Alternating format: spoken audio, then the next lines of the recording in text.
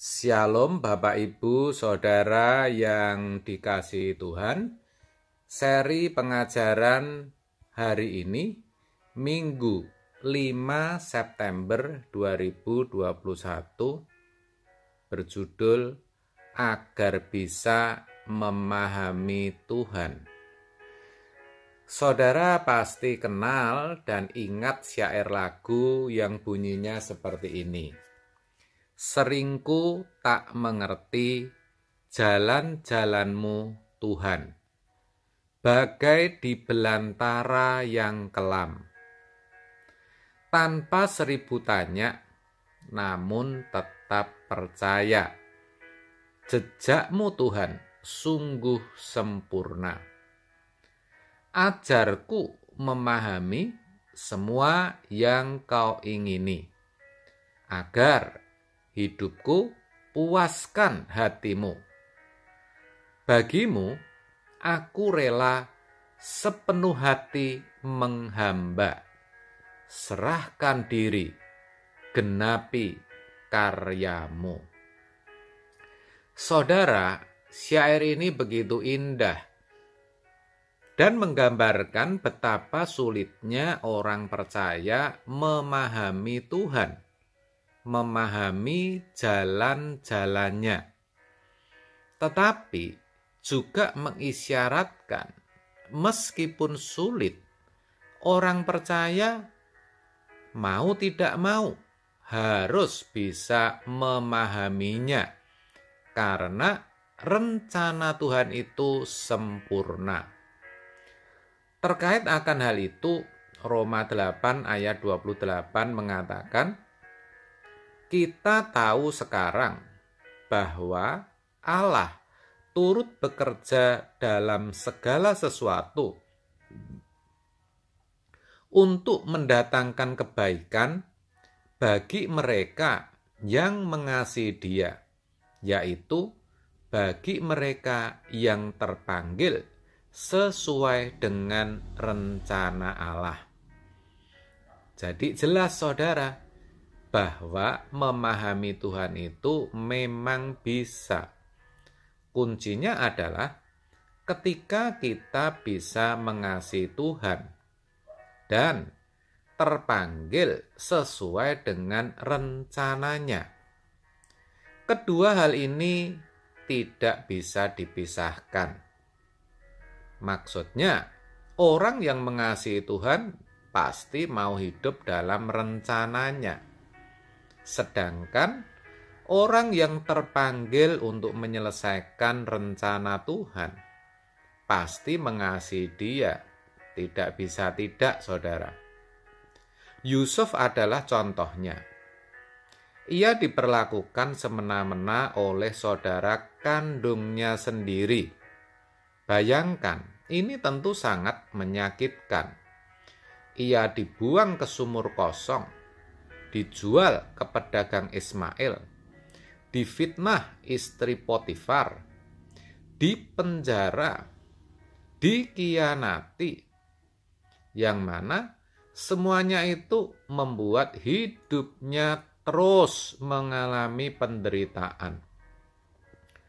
Tetapi ia menerima semuanya dengan ikhlas, meskipun semuanya itu tidak bisa dia mengerti.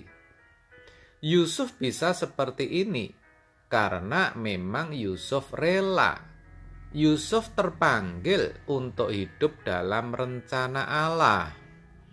Ia tahu kok bahwa rencana Allah dalam hidupnya bukanlah rancangan kecelakaan, sehingga ia tak pernah sedikit pun berpikir bahwa semua yang dialaminya, penderitaan dalam hidupnya, merupakan suatu bencana.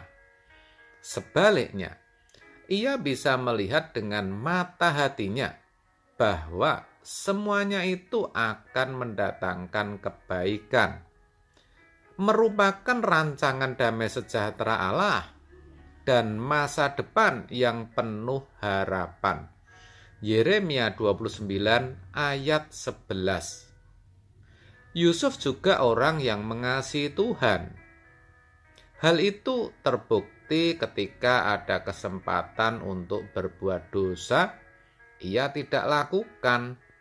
Ia memilih untuk hidup kudus karena ia tahu betul apa yang bisa menyukakan hati Tuhan. Kejadian 39 ayat 7-9 mengatakan, selang beberapa waktu, istri tuannya memandang Yusuf dengan birahi, lalu katanya, marilah tidur dengan aku. Tetapi Yusuf menolak dan berkata kepada istri tuannya itu, dengan bantuan tuanku itu tidak lagi, maksud saya dengan bantuan tuanku itu tidak lagi mengatur apa yang ada di rumah ini.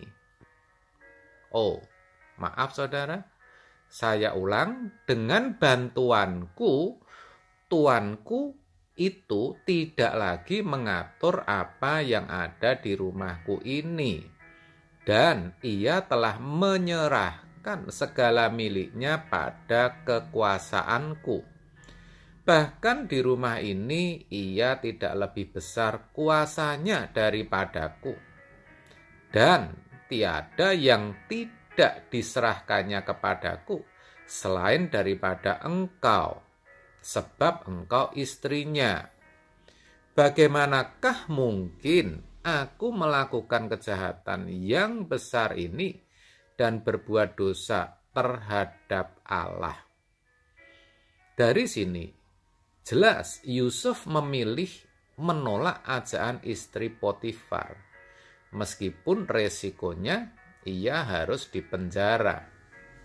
Perkataannya, bagaimanakah mungkin aku melakukan kejahatan yang besar ini dan berbuat dosa terhadap Allah?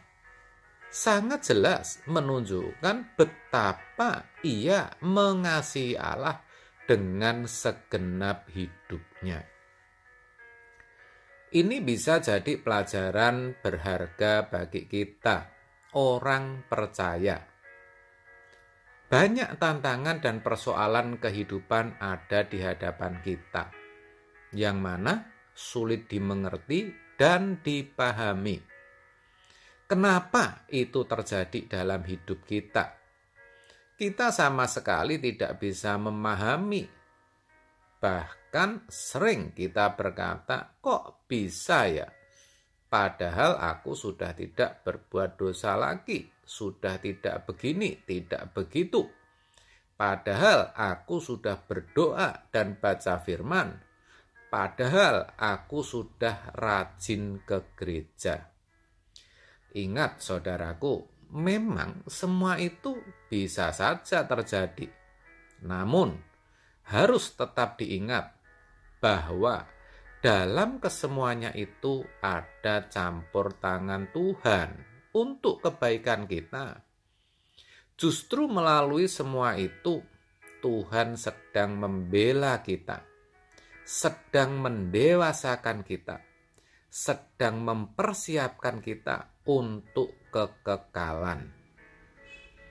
Oleh sebab itu, agar saudara bisa memahami pikiran dan perasaan Tuhan, serta menerimanya dengan ikhlas, saudara harus mau dan bisa mengasihi Tuhan dan terpanggil sesuai dengan rencananya.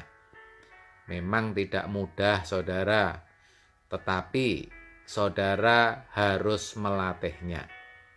Tanpa begitu, saudara akan stres dan putus asa menghadapi hidup ini. Dan itu justru akan membuat saudara jatuh sakit. Jadi, mari saudara, kita belajar mengasihi Tuhan dengan segenap hidup kita.